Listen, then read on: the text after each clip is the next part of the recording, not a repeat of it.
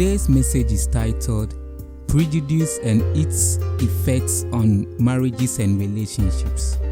Abu, not his real name, was arrested by Ghana Police Service in 2010 and charged with armed robbery. He was subsequently sentenced to 20 years imprisonment, out of which he served 8 years before being found innocent by the Justice for All program.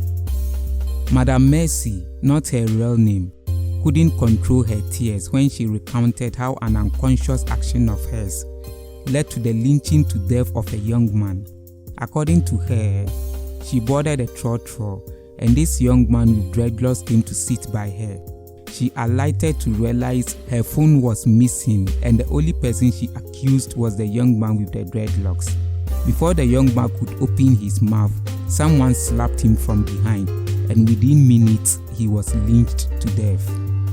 A search revealed that Madam Mercy's phone was not on him. She got home only for the husband to tell her she forgot her phone.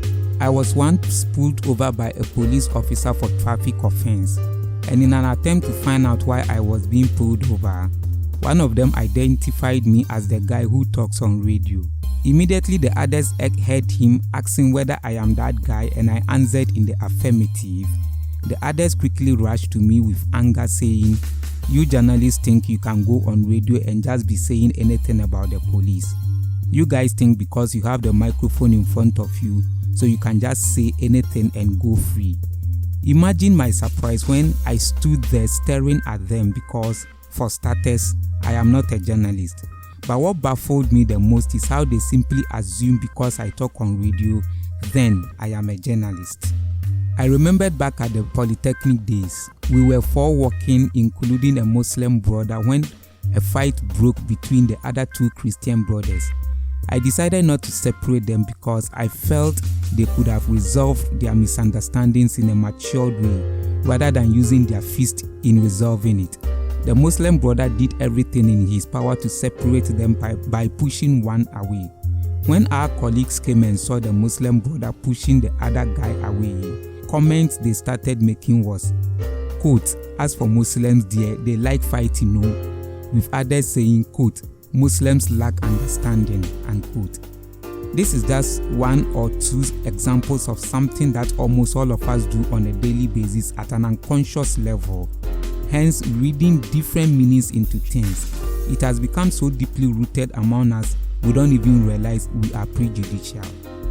The word prejudice is defined as, quote, "the act or state of holding unreasonable preconceived judgments or convictions," unquote, and, quote, "an adverse judgment or opinion formed unfairly or without knowledge of the facts," unquote, or, quote, "irrational suspicion or hatred of a particular social group, such as a race or adherent of a religion," unquote. Today, wars are being fought, families are divided, and marriages are collapsing because of prejudice. I am not in any way saying having prejudice makes you a bad person. The point I am trying to make is that, irrespective of who we are, we were raised in an environment that have definition for things and groups of people, hence everyone have prejudice. The way forward is for you to be conscious of these prejudices and always ask yourself the most important question, which is, am I assuming he's an armed robber because of his dreadlocks, or am I saying he's quarrelsome because he's a Muslim or a Northerner? I have spoken to people who have deep regrets because prejudice either made them walk away from the right person for them, and the same prejudice made others to get married to those they were not supposed to. Because, as prejudice always does, it gives you a false judgment about people without really getting to know them. Because with prejudice, we start judging people based on the group they belong to, forgetting that these people have their individuality, and irrespective of how the group's behavior may affect them, their individuality outshines the influence of the group.